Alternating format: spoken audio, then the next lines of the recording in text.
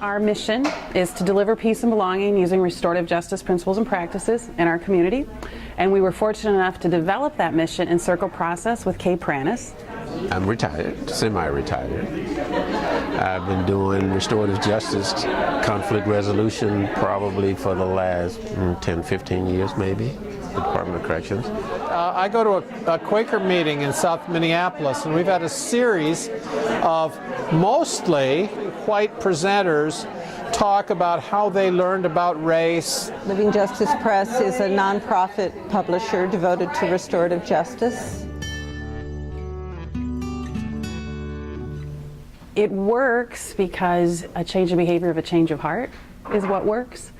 So we rely on people to tell stories, to share wisdom, to access inner strength and wisdom with each other, usually in safe, structured environments. And it works, and using some of the restorative justice concept, you know, pausing, silence, it helps.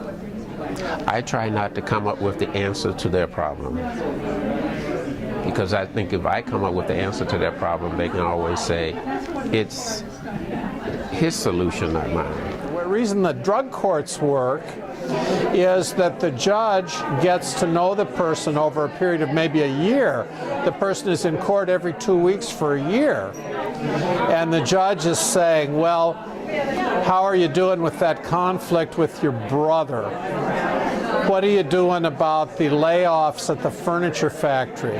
Using circles to deal with, and restorative justice to deal with bullying, of course, but also to use circles for teaching and how it helps shift the whole atmosphere of learning and hence the whole school community too.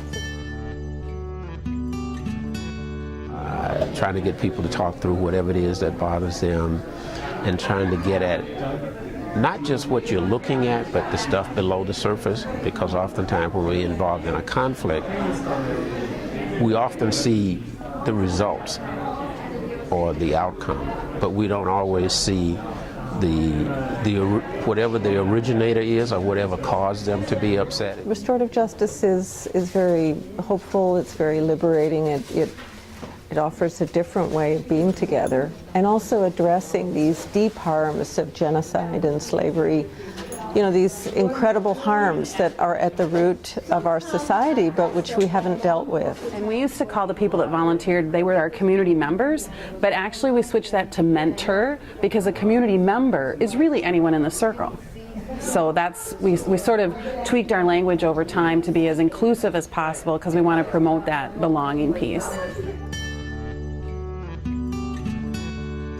Well, you know, when I was talking to Sharon, I kind of said, you know, that's an awful tall task, you know, to change people's perception of. Everybody got their own definition of punishment, and it's definitely not what's in the dictionary or in the encyclopedia. I think we still have a very long way in Minnesota to deal with issues of race and culture.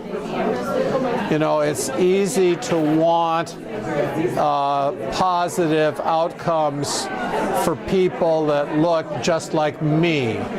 But for people to say, you know, that community on the other side of town, that's part of my city also, and I care about them too. That's the kind of consciousness that we have to have more of. I love the language around healing justice. I love the power of transformation for communities. I feel the sense of hope and the combined values with restorative justice. AFSC has done extraordinary work all over the world. The values are tremendously resonate, you know, with the Quaker tradition and philosophy, and certainly their work in prisons for centuries, you know. So it's a good fit, and to come in and create networking spaces and create spaces for thinking, how can we come together to address what's going on and help the movement go forward.